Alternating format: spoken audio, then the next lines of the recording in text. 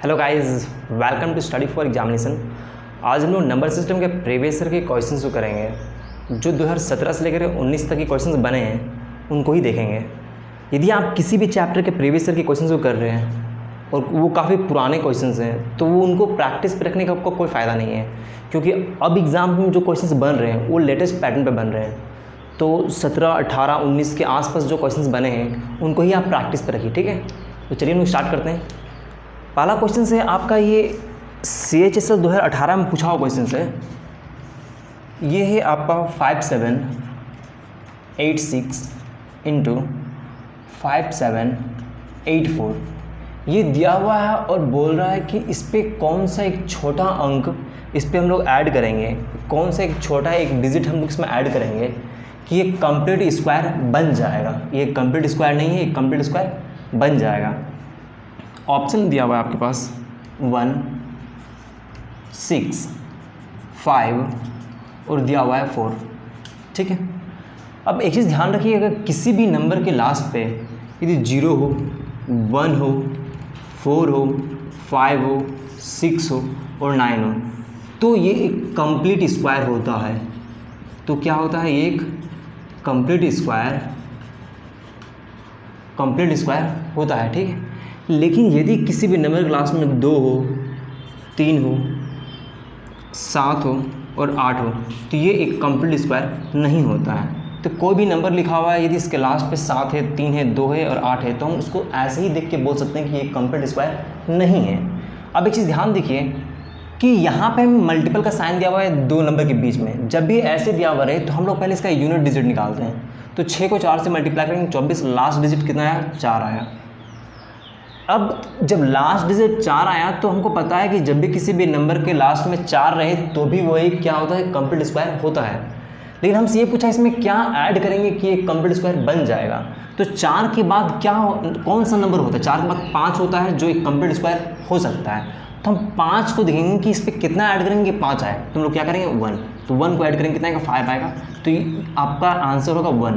तो इस पर 1 ऐड करेंगे तो क्या होगा, एक कंप्लीट स्क्वायर बन जाएगा। मान लीजिए यहाँ पर यदि 3 रहता, ठीक है, यदि इसका यूनिट डिजिट 3 आता या फिर इसका यूनिट डिजिट को मल्टीप्लाई करने पे मान लीजिए कि आपका 5 आया था, ठीक है। अब पूछता है कौन सा एक छोटा अंक इसमें हम लोग ऐड करेंगे कि ये एक कंप्लीट स्क्वायर बन जाए। तो 5 के बाद क्या होता है, कौन सा एक कंप्लीट स्क्वायर नंबर हो सकता है लास्ट डिजिट में होने पर, तो 6। 5 के बाद तो 6 होगा, तो 6। अब मान लीजिए यहाँ तो इसमें क्या करते हैं हम लोग, उसमें उस टाइम लोग 1 ऐड करते हैं। लेकिन यहाँ पे यदि यूनिट डिजिट मल्टीप्लाई करने पे 6 आता तो हम क्या करते हैं, इसमें 3 ऐड करते हैं, क्योंकि 6 के बाद क्या आता है, 9 आता है। किसी भी नंबर के लास्ट में यदि 9 हो तो वो एक कंप्लीट स्क्वायर होता है। तो 6 के बाद 9 तो इसमें हम लोग क्या करते हैं, 3 ऐड करते हैं। समझ में आ रहा है क्या बोल रहे हैं। अब मान लीजिए यूनिट डिजिट मल्टीप्लाई करने पे 1 आता तो 1 के बाद कौन सा नंबर होता है, 4 होता है। तो इसमें हम लोग क्या करते हैं, 3 ऐड करते हैं, ठीक है। लेकिन यहाँ पे हम लोग क्या करेंगे, 1 ऐड करेंगे। इसका सही आंसर 1 होगा। ये आपका CHSL में पूछा हुआ है 2018, ठीक है। आगे देखते हैं।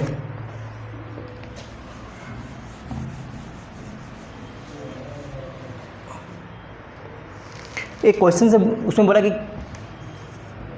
3 कंसेक्यूटिव ऑड नंबर का सम, कोई भी 3 विषम संख्या, क्रमागत विषम संख्याओं का योग हमेशा किससे डिविजिबल होता है। तो पूछा क्या है, 3 कंसेक्यूटिव इवन ऑड नंबर,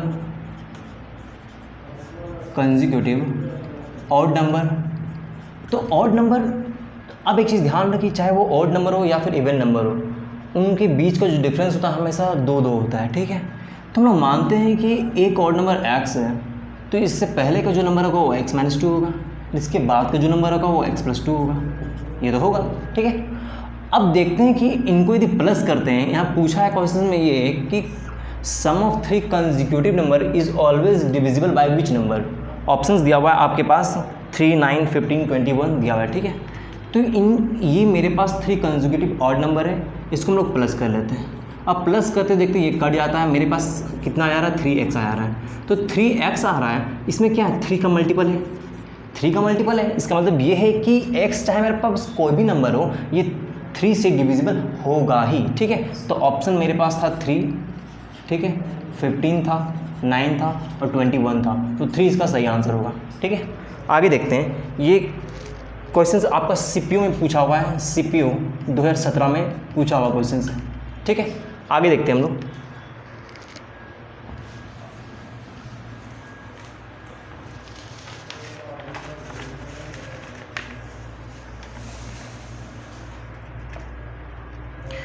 अब ये क्वेश्चंस बोल रहा है कि यहाँ पे कुछ नंबर लिखा हुआ है और ये जो क्वेश्चंस है ये आपका सीजीएल में पूछा हुआ है, सीजीएल टियर 2 2017 का पूछा हुआ क्वेश्चन है, ठीक है। बोल रहा कि वो लिस्ट नंबर कौन सा होगा जिसे 756896 में यदि ऐड कर दें तो ये 11 से डिविजिबल होगा। बोलता है कि इसमें कौन सा एक छोटा संख्या हम लोग इसमें ऐड करेंगे कि ये नंबर अब 11 से डिविजिबल हो जाएगा, ठीक है। तो सबसे पहला बात 11 का जो डिविजिबिलिटी रूल्स है वो पता होना चाहिए, ठीक है। तो वो मेरे को पता है कि हम लोग क्या करते हैं कि एक एक छोड़ करके ऑल्टरनेट नंबर को हम लोग ऐड करते हैं। तो 7 6 13 13 और 9 कितना हो जाएगा 22, ठीक है। अब इसको ऐड करते हैं तो 8 और 5 कितना हो जाएगा 13 13 और 6 19।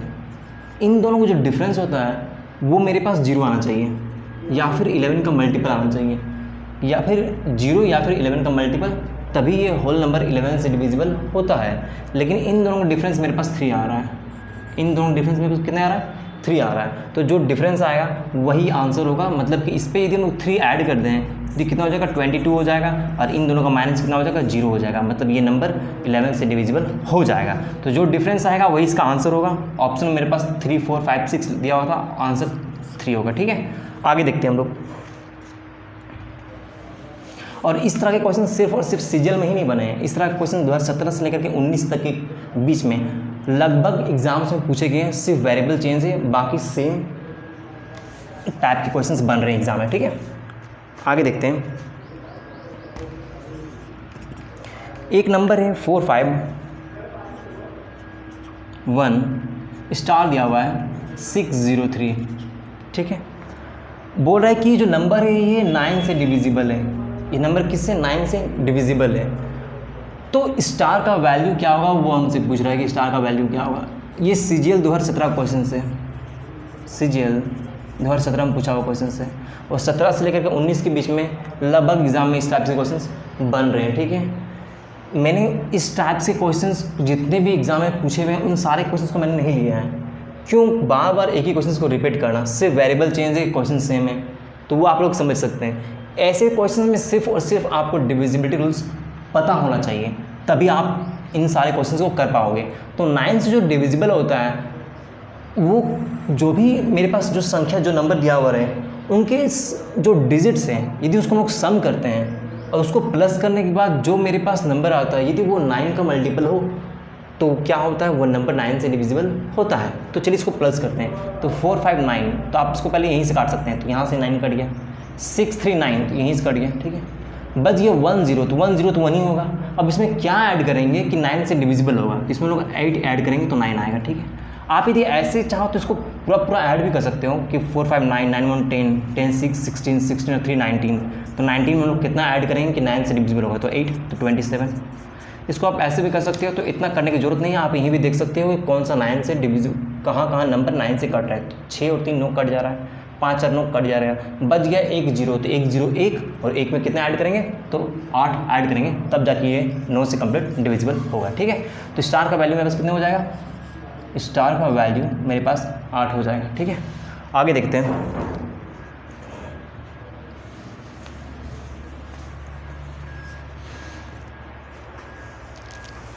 देखिए ये भी आपका सीपीयू में बना हुआ है, सीपीयू 2017 का पूछा हुआ क्वेश्चन से।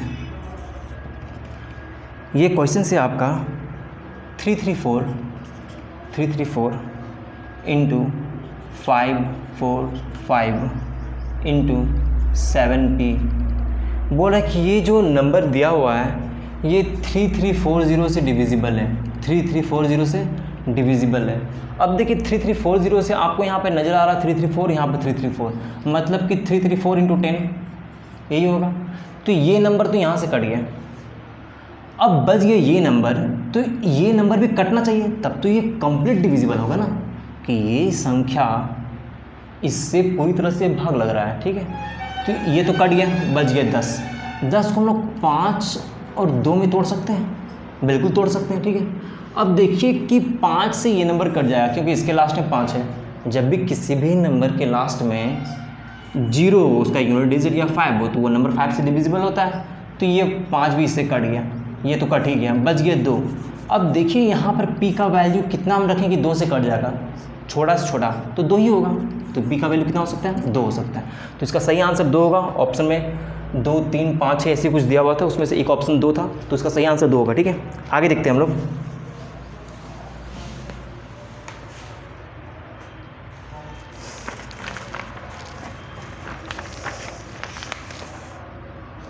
देखिए एक क्वेश्चन था आपका, ऑप्शन दिया हुआ है आपको 303310, दूसरा दिया हुआ है 373355, ठीक है। तीसरा दिया हुआ है 303375, ठीक है। और चौथा दिया हुआ है आपके पास 22040। बोल रहा है कि इनमें से कौन सा है जो 25 से पूरी तरह से डिविजिबल है, ठीक है। 25 से डिविजिबल है। देखिए आप किसी एक नंबर को, कोई भी एक सिंगल 8 हो गया, 5 हो गया, 3 हो गया, 4 हो गया, जो 1 डिजिट का जो भी हो, ठीक है, इसका यदि आपको डिविजिबिलिटी रूल्स पढ़ता है और इसके स्क्वायर का पूछ दिया जाए, तो आपको कुछ नहीं करना है, सेम रूल्स का अप्लाई करना है। जैसे देखिए हमको पता है कि 2 का डिविजिबिलिटी रूल्स ये होता है कि किसी भी नंबर के लास्ट में 0 हो, 2 हो, 4 हो, 6 हो और 8, यही। 4 में क्या होता है, 4 क्या है, 2 का स्क्वायर है। जब ये 2 का स्क्वायर है, तो 2 में हम लोग 1 डिजिट को देख लेते हैं, किसी भी नंबर के लास्ट के 1 डिजिट को देख लेते हैं। लेकिन यहाँ पे 4 क्या है, 2 का स्क्वायर है। जब 2 का स्क्वायर है तो किसी भी नंबर के लास्ट का 2 डिजिट हम लोग देखेंगे। यही यदि 8 रहे, मतलब 2 का क्यूब रहे, तो किसी भी नंबर के लास्ट के 3 डिजिट को हम लोग देखेंगे, ठीक है। ये चीज़ ध्यान रखिएगा। तो 5 में भी यही होता है कि 5 में क्या होता है, किसी भी नंबर का लास्ट डिजिट 0 और 5 हो तो वो नंबर 5 से डिविजिबल होता है। लेकिन यदि 5 के स्क्वायर 25 का पूछ दिया गया हो, तो स्क्वायर पूछा है तो लास्ट का 2 डिजिट देखेंगे कि लास्ट का 2 डिजिट 25 से कट रहा है, तो वो नंबर क्या होगा, 25 से डिविजिबल होगा। तो देखिए यहाँ 25 का पूछा है, तो लास्ट का 2 डिजिट नहीं कट रहा है, ये नहीं कट रहा है, ये कट रहा है, यही इसका सही आंसर होगा। बाकी हम लोग आगे नहीं देखने जाएंगे, ठीक है। आगे देखते हैं।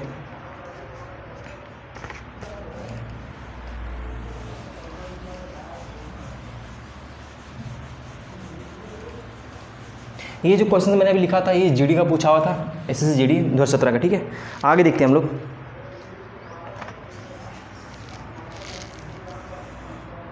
एक क्वेश्चन से लिखा हुआ है 3401। बोल रहा कि इसमें सबसे छोटा कौन सा नंबर इसमें हम लोग माइनस करेंगे, ठीक है, कि ये जो नंबर है ये 11 से डिविजिबल हो जाएगा। ये आपका सीजीएल में पूछा हुआ है, सीजीएल 2017 में पूछा हुआ है। बोल रहा है कि इस नंबर में सबसे छोटा संख्या क्या माइनस करेंगे कि ये 11 से डिविजिबल होगा। तो 11 से डिविजिबिलिटी रूल्स हम लोग पता है, क्या करते हैं, यदि प्लस पूछे या माइनस पूछे। इससे पहले भी सेम क्वेश्चन लिए थे हम लोग, लेकिन उसमें क्या था, प्लस का बात किया गया था कि इस पर कौन सा नंबर प्लस करेंगे कि 11 से डिविजिबल होगा। इसमें पूछा गया है कौन सा माइनस करेंगे, ठीक है। तो हम लोग सेम चीज़ करेंगे, 30 हो जाएगा, 415 हो जाएगा। इन दोनों को माइनस करेंगे, कितना आएगा, 2 आएगा। 2 ही इसका आंसर होगा। पूछा जाए क्या प्लस करेंगे या फिर क्या माइनस करेंगे, दोनों का एक ही तरीका है, ऑल्टरनेट प्लस करके और माइनस कर देंगे। जो 11 का डिविजिबिलिटी रूल्स होता है उसको फॉलो करेंगे और जो नंबर आएगा वही उसका आंसर होगा, ठीक है। आगे देखते हैं हम लोग।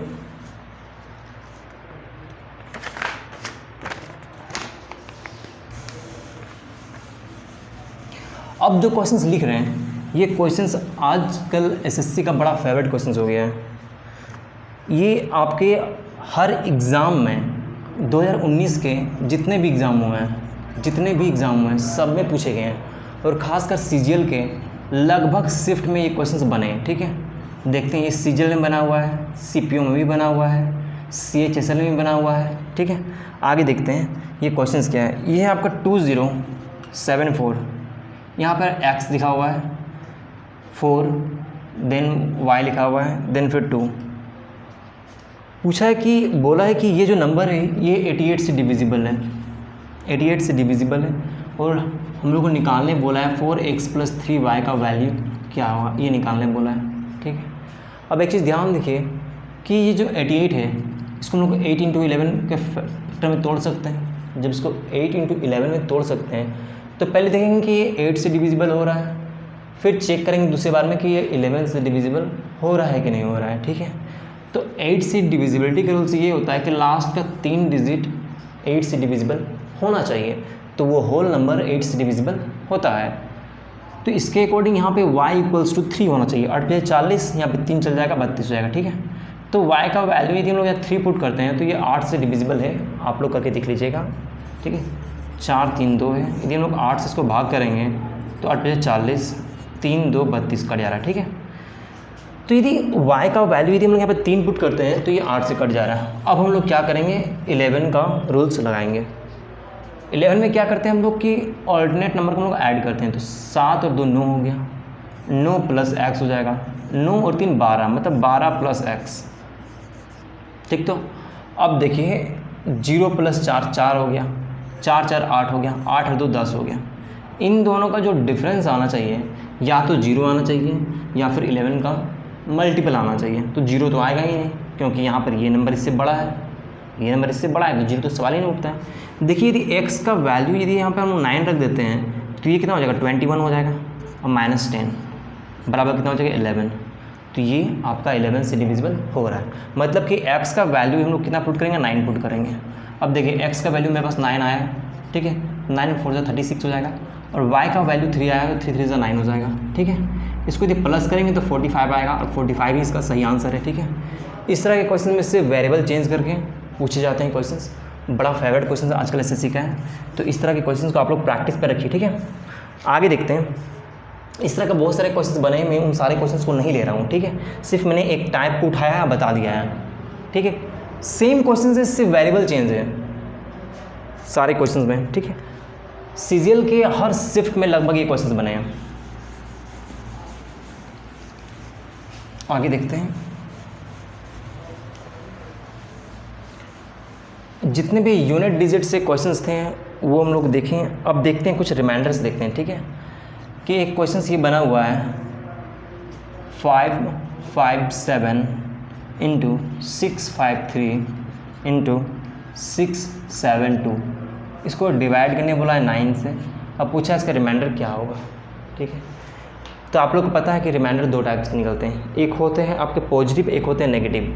यदि बोलेगा 5 को 9 से डिवाइड करने के लिए, तो एक तो आपका 5 का 5 ही रह जाएगा, क्योंकि 5 छोटा है, तो रिमाइंडर ये आएगा। और दूसरा कितना आएगा, दूसरा -4 आएगा, क्योंकि इससे 4 छोटा है। तो ये इसके 2 रिमाइंडर होंगे, ठीक है। यदि पॉजिटिव आंसर आएगा तो हम लोग डायरेक्ट इसका आंसर यही लिख देंगे, और यदि नेगेटिव आएगा तो इसको इसमें माइनस कर देंगे और ये आंसर लिखेंगे, ठीक है। क्योंकि नेगेटिव को कभी भी रिमाइंडर के तौर पर नहीं लिखा जाता है। तो यहाँ पर हम लोग सेम चीज़ लाएंगे, ठीक है। इसको हम लोग 9 से पहले डिवाइड करेंगे। तो यहाँ पर देखिए पहले 9 चौक 54, 1 गया तो यहाँ 17 हो जाएगा, ठीक है। तो 9 1 9 यहाँ +8 हो जाएगा रिमाइंडर, और -1 भी होगा रिमाइंडर। तो आप दोनों में से कोई भी चीज़ लिख सकते हैं, ठीक है। 9 से 63 2 जाएगा, तो 9 दूनी 18, मतलब यहाँ +5 हो जाएगा रिमाइंडर, ठीक है। यहाँ पे 9 से 63 तो 4 जाएगा, 9 चौक 36, मतलब +6 यहाँ पर रिमाइंडर हो जाएगा, ठीक है। अब देखिए क्या करेंगे कि इनको मल्टीप्लाई करते हैं, ठीक है। तो ये हो जाएगा 40 और 6 में 240 हो जाएगा, उसको 9 से। जब देख रहे हैं कि ये नीचे के डिनोमिनेटर से बड़ा है तो उसको फिर से डिवाइड करेंगे लोग, ठीक है। जब तक जो भी रिमाइंडर आएगा वो क्या होता है, डिनोमिनेटर से छोटा होता है, हमेशा ही सही होता है, ठीक है। कि कभी भी जो रिमाइंडर होता है वो डिनोमिनेटर से बड़ा नहीं आ सकता है, नीचे का जो हर होता है उससे बड़ा नहीं आ सकता है। तो देखिए यहाँ पर कितना हो जाएगा, इसको हम लोग डिवाइड करेंगे तो 9 दूनी 18, 6 गया, 9 छक 54, मतलब कि आपका +6 यहाँ पर रिमाइंडर आ रहा है, ठीक है। तो इसका सही आंसर होगा 6। ऑप्शन में एक ये भी था 6, और 6 ही इसका सही आंसर होगा, ओके। आगे देखते हैं हम लोग।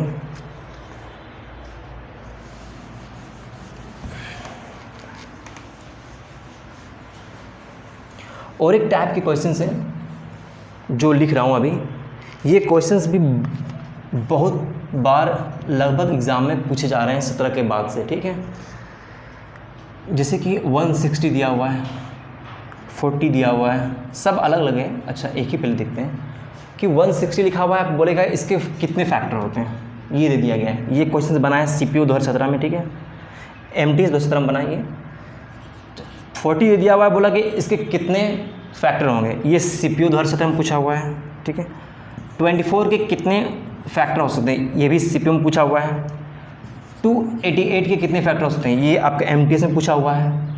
164 लिखा हुआ है, ये LDC में पूछा हुआ है। तो इस तरह के लगभग क्वेश्चंस बन रहे हैं सेम टाइप के, सिर्फ वेरिएबल चेंज है, ठीक है। तो हम लोग किसी एक को देखते हैं कि कैसे इसको करते हैं, ठीक है। 160 को लेते हैं और देखते हैं क्वेश्चन ये है कि 160 के कितने धनात्मक गुणनखंड हो सकते हैं, कितने इसके फैक्टर हो सकते हैं, वो पूछा गया है, ठीक है। तो जब भी इस तरह से पूछा जाए तो हम लोग इसको तोड़ते हैं पहले, ठीक है। 2 से करेंगे तो कितना 80 बार, 2 से करेंगे तो ये 40, फिर 2 से करेंगे तो 20, फिर 2 से देंगे तो 10, फिर 2 से देंगे तो 5। देखिए तो ये कितना आया, ये 5, मतलब इसको 2 के पावर में हम लोग 5 लिख सकते हैं और ये 5 के पावर में 1, इतना तो लिख सकते हैं हम लोग, ठीक है।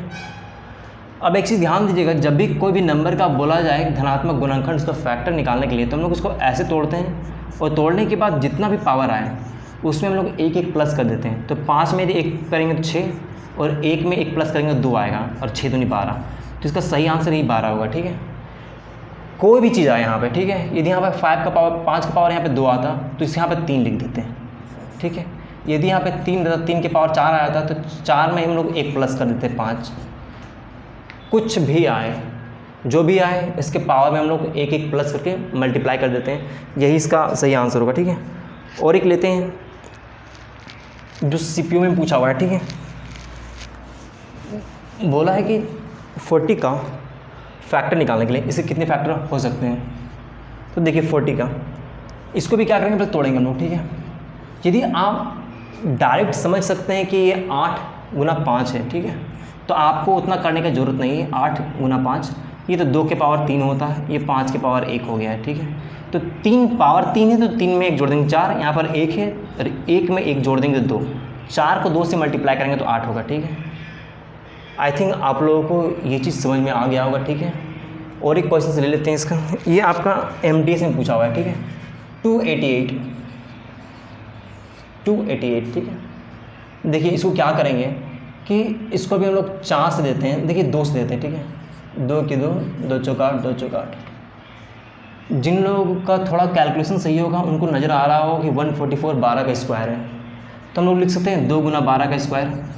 जिनको इस तरीके से तोड़ने में दिक्कत है वो पूरा तोड़ सकते हैं, आगे आप दे सकते हैं 2 से, आगे भी और आप दे सकते हैं, आपकी मर्ज़ी, ठीक है। तो यदि 12 स्क्वायर इसको हम 4 गुना 3 लिख सकते हैं, इसको हम 4 गुना 3 का स्क्वायर। तो 4 गुना 3 का स्क्वायर मतलब 4 का स्क्वायर गुना 3 का स्क्वायर, बात बराबर है, ठीक है। अब देखिए आप एक चीज़ कि यहाँ पे 2 हो गया, तो ये 4 का स्क्वायर जो है इसको हम लोग कितना 2 का स्क्वायर लिख सकते हैं, 2 का स्क्वायर का स्क्वायर। यदि 2 का स्क्वायर लिखेंगे तो 2 के पावर कितना हो जाएगा, ये इससे मल्टीप्लाई हो जाएगा, तो 2 का पावर कितना हो जाएगा 4 हो जाएगा। तो इसको हम लोग 2 का पावर 4 लिख सकते हैं, इसका मतलब ये है इसको हम लोग 2 का पावर 4 लिख सकते हैं, ठीक है। अब 2 का पावर 4 और यहाँ पर एक 2 है, तो ये कितना हो जाएगा, मिला करके टोटल 5 हो जाएगा। यहाँ पे 4 था, यहाँ पर 1 था, 2 के पावर टोटल 5 हो गया। अब 5 है तो पावर में 1 प्लस कर देंगे 6, यहाँ पर 2 है तो 2 में 1 प्लस कर देंगे 3, 6 या 18, ठीक है। जिन लोगों को ये दिक्कत है वो आराम से ऐसे तोड़िए, अपना आगे तोड़ सकते हैं, ठीक है। आगे देखते हैं। तो आई थिंक ये आप लोगों को समझ में आ गया होगा। ये क्वेश्चन भी बड़ा आजकल बन रहा है 2017 के बाद से, ठीक है। तो इस तरह के क्वेश्चन को भी आप लोग प्रैक्टिस पर रखिए। आगे देखते हैं हम लोग।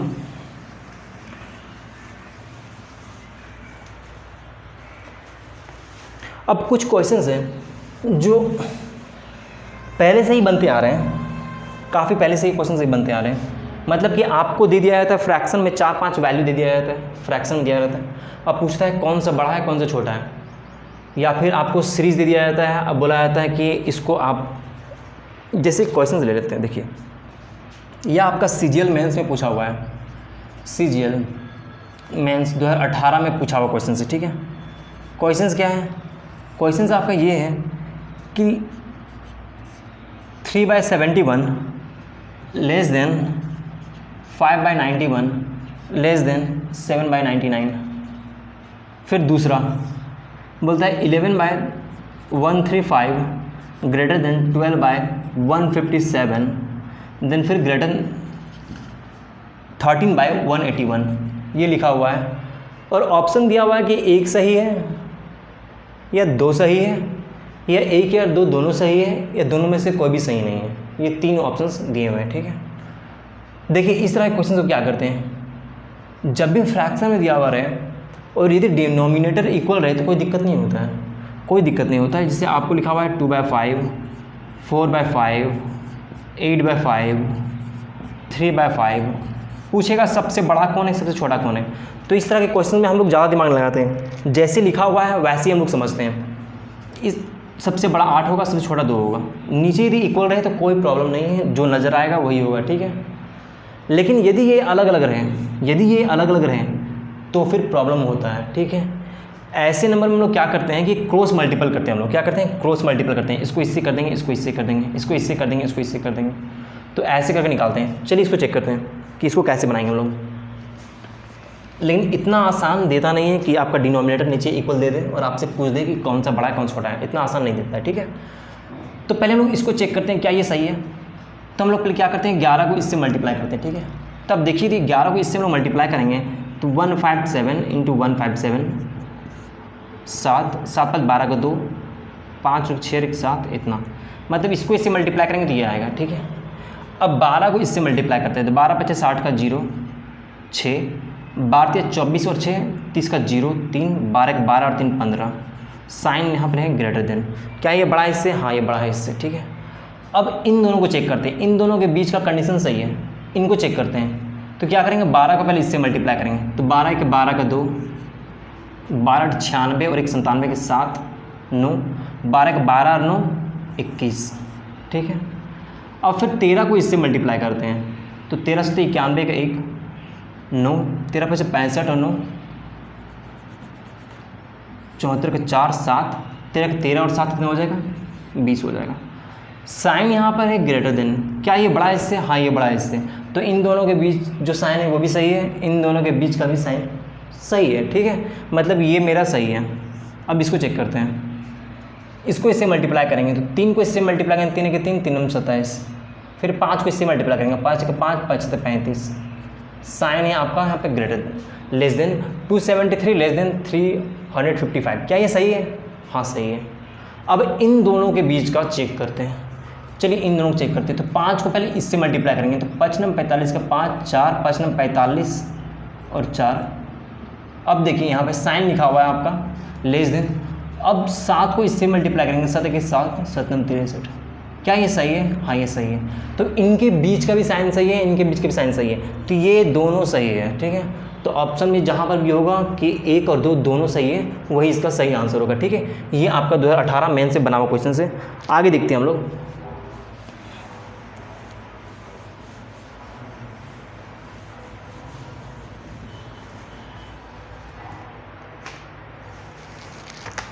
देखिए एक क्वेश्चन से जो आपका CHSL सत्र में पूछा हुआ है, लिखा हुआ है 6/7, ठीक है, 5/6, 7/8 और 4/5, इनमें से कौन सा बड़ा है, ये पूछा है। तो इतना पता है कि जब भी डिनोमिनेटर इक्वल होता है तो प्रॉब्लम नहीं होता है। इसका और एक तरीका ये है कि आप इनका एलसीएम ले लीजिए और नीचे का डिनोमिनेटर इक्वल कर दीजिए, ठीक है। तब आपको पता चल जाएगा कि ऊपर जो बड़ा होगा वही बड़ा होगा, ठीक है। लेकिन थोड़ा ज़्यादा लेंदी हो जाता है। इसको लोग मल्टीप्लाई करते हैं, क्रॉस मल्टीप्लाई। देखिए उसको पूछा क्या है, सबसे बड़ा कौन है, तो हम पहले इन दोनों को चेक करेंगे और जो छोटा होगा उसको हटा देंगे, क्योंकि बड़ा पूछा है तो बड़ा को रखेंगे, फिर उसको इससे कंपेयर करेंगे, ठीक है। इस तरीके से निकालेंगे तो 6 को 6 से मल्टीप्लाई करेंगे 36, 7 को 5 से मल्टीप्लाई करेंगे 35। छोटा कौन है, ये छोटा है, ये बड़ा है, ठीक है। अब क्या करेंगे, इसको हटा देंगे। जब ये छोटा है तो इससे हमको मतलब ही नहीं है, पूछा क्या है कि कौन सा बड़ा है, ये पूछा हुआ है, ठीक है। तो जब बड़ा का पूछा है तो इससे कोई मतलब ही नहीं रह गया, ठीक है। अब देखिए इसको हटा दिए। अब फिर इस पर क्रॉस मल्टीप्लाई करेंगे तो 8 को 6 से मल्टीप्लाई करेंगे तो 48, 7 को 7 से मल्टीप्लाई करेंगे, यहाँ कितना हो जाएगा देखिए। अब बड़ा कौन है यहाँ पे, बड़ा ये है, तो इसको हटा देंगे, इससे मेरा मतलब नहीं है अब। क्या कि अब इन दोनों के बीच में कंपेयर करेंगे, यदि ये बढ़ा हुआ तो ये आंसर हो जाएगा, यदि ये बढ़ा हुआ तो ये आंसर हो जाएगा। ठीक है, आगे देखते हैं। 7 को 5 से मल्टीप्लाई करेंगे तो यहाँ पर कितना आ जाएगा, देखिए 35, और 8 को 4 से करेंगे तो 32। बड़ा कौन है, तो ये बड़ा है, तो ये इसका आंसर होगा। तो इस तरीके से आप कर सकते हो। ठीक है, आगे देखते हैं और एक क्वेश्चन है। तो फ्रैक्शन से इस टाइप के क्वेश्चंस बनते हैं, आपको दे दिया जाएगा, अब बोलेगा कौन सा बड़ा है कौन सा छोटा है, वो आपको निकालने के लिए बोलता है। ठीक है, आगे देखते हैं हम लोग।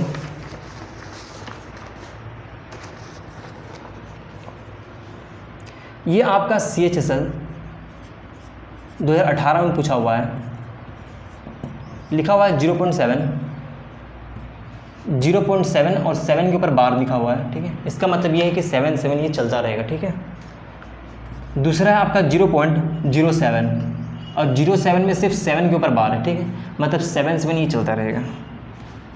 चौथा है आपका 0.07, इन दोनों के ऊपर बार है। ठीक है, पूछता है कि इनमें सबसे बड़ा कौन सा है। ठीक है, तो एक चीज़ ध्यान रखिए कि यहाँ पे 0.7 ये तो लिमिट है, ये तो यहाँ तक ये लिमिट हो गया, इससे आगे तो ये जाएगा नहीं। 0.7 है 77, तो ये तो आगे चलता रहेगा। ठीक है, इसका मतलब क्या हो गया, 0.07777 चलता रहेगा ये। इसका मतलब क्या हो गया, 0.070707 ही चलता रहेगा। यहाँ पे देखिए आपको 0.0 से स्टार्ट है, तो इन दोनों को तो पहले ही हटा दीजिए कि ये बड़ा हो ही नहीं सकता है, और ये यहीं तक लिमिट है, ये आगे चलता रह रहा है, मतलब ये 0.8 के लगभग हो सकता है। ठीक है, तो इसका सही आंसर 0.7 होगा। ठीक है, ये 1 के आसपास भी हो सकता है, 0.5 से ज़्यादा होता है। खैर जो भी हो, ये आगे क्या हो रहा है, बढ़ता जा रहा है, यहाँ तक लिमिट है, इसलिए इसका आंसर क्या होगा, 0.77 इसका आंसर होगा। सेम क्वेश्चन आपका CHSL में और एक पूछा हुआ है, सिर्फ यहाँ पर 9 दिया हुआ है। ठीक है, सिर्फ 9 लिखा हुआ है और सेम क्वेश्चन है।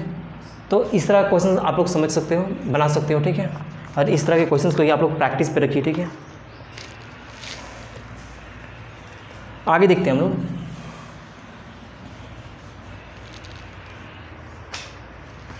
देखिए ये जो क्वेश्चंस है बड़ा रिपीटेड क्वेश्चंस है, लगभग एग्ज़ाम में CHSL में पूछा हुआ है, GD में भी पूछा हुआ है, CPO में भी पूछा हुआ है। ठीक है, और CGL में भी पूछा हुआ, CGL 2017 में पूछा हुआ क्वेश्चन से है।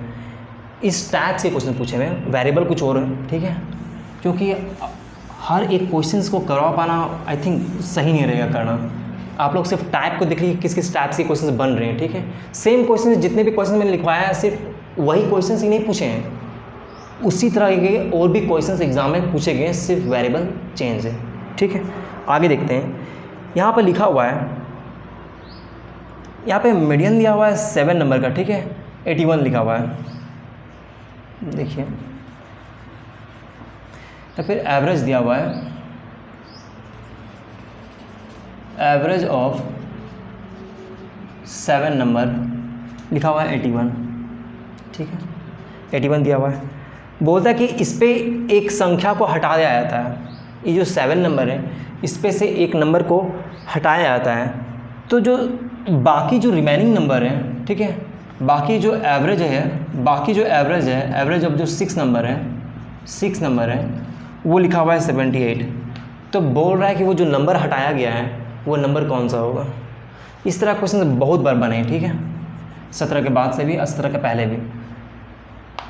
तो जब 7 नंबर का एवरेज ये लिखा हुआ, उसको 7 से मल्टीप्लाई कर देंगे, और इससे एक नंबर निकाल लिया गया है, तब नंबर मेरे पास 6 हो गया और एवरेज ये हो गया है। तो जब 6 नंबर का एवरेज ये है, तो उसको 6 से मल्टीप्लाई करेंगे। अब इसको 7 से इसको मल्टीप्लाई करेंगे, तो 7 1 7, 7 8 56। ठीक है, 6 से इसको मल्टीप्लाई करेंगे, 48 का 8 4, 6 से 42 और 4 यहाँ पे कितना 46। इन दोनों को माइनस करेंगे, 17 में 8 गया तो 9, 15 में 6 गया तो 99 इसका आंसर होगा। देखिए इजी क्वेश्चन है, और इस तरह के क्वेश्चंस काफ़ी बने हैं। थोड़ा बहुत चेंज करके ही, वेरिएबल को चेंज करके, थोड़ा बहुत स्टेटमेंट चेंज करके क्वेश्चंस पूछे जा रहे हैं, लेकिन इस टाइप के क्वेश्चंस ही पूछे जा रहे हैं। ठीक है, आगे देखते हैं हम लोग।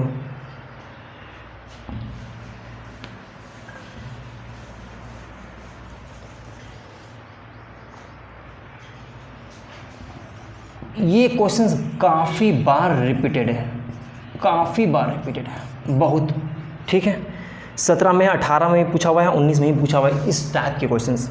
बोल रहा है कि 1 से 150 तक कितनी संख्याएं हैं जो 3 और 5, जो 3 और 5 दोनों से डिविजिबल है, ठीक है। 1 से 150 तक कितनी संख्याएं हैं जो 3 और 5 दोनों से डिविजिबल है।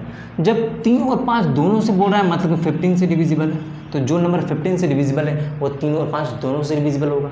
जब भी इस तरह के क्वेश्चंस बोलें तो इनका एलसीएम निकाल लेते हैं, और वही इन दोनों का एक कॉमन नंबर होता है, जहाँ से ये कॉमन नंबर भी डिविजिबल होगा तो ये दोनों भी डिविजिबल होगा। जैसे 2 और 3 से कौन सा नंबर डिविजिबल होगा?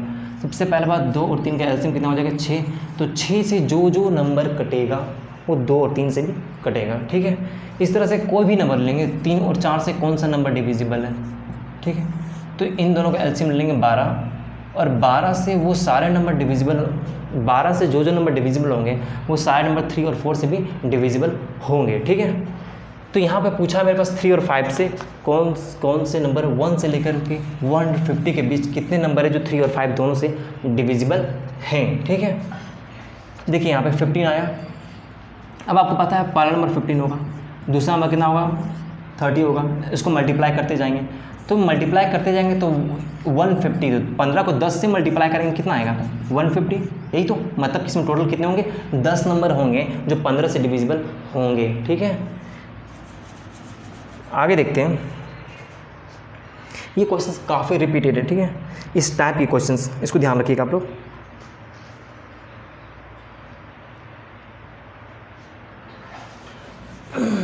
देखिए यहाँ पर 1 से पूछा हुआ था इसलिए आपको प्रॉब्लम नहीं हुआ। एक इसी टाइप्स के और एक क्वेश्चन ले लेते हैं, ठीक है। यदि पूछा हुआ है कि 50 से 100 तक कितनी संख्याएं हैं जो 3 से डिविजिबल है, जो 3 से डिविजिबल है, ठीक है। तो सबसे पहला बात देखिए यहाँ पे, जब भी इस तरह क्वेश्चन पूछा जाए हम लोग पहले देखेंगे कि इनके बीच में कितने नंबर हैं, ठीक है। इनके बीच में कितने नंबर हैं, ठीक है। तो इनके बीच में नंबर कितने देखिए, तो पहले देखिए 50, 100 माइनस 50 करेंगे, ठीक है, और +1 करेंगे। इन दोनों को माइनस करेंगे 50 इन +1 बराबर 51। टोटल संख्या कितना है? 51। देखिए ये जो +1 किया जाता है ना, बहुत कोई मिस्टेक करते हैं। अच्छा एक बात बताइए, यदि आपसे पूछा जाए कि 5 से 10 के बीच में कितनी संख्या है, तो आप क्या बोलेंगे? 5 है, लेकिन वो गलत है। आप डायरेक्ट इनको माइनस कर दीजिएगा, आप बोलिएगा 5, इनके बीच में कितनी संख्या है? 5 संख्या है, लेकिन 5 संख्या नहीं है। आप यदि सही से काउंट कीजिए, देखिए 5, 6, 7, 8, 9, 10, 5 से 10 तक, ठीक है। तो या तो हम लोग इसको काउंट नहीं करते हैं या तो हम लोग इसको काउंट नहीं करते जब माइनस करते हैं तब, ठीक है। तो यहाँ पे देखिए कितने टोटल 6 हैं। इसीलिए जब भी बुलाया था कि इन कभी भी किसी 2 नंबर के बीच में कितनी संख्याएं हैं तो उनको माइनस करके हम लोग +1 करते, ठीक है। तो इनके बीच में कितनी संख्याएं हैं? टोटल 51 नंबर है, ठीक है। अब जो 51 आया है इसको हम लोग 3 से डिवाइड कर देंगे, कितना? 17। मतलब टोटल 17 नंबर है जो आपका 3 से डिविजिबल होगा।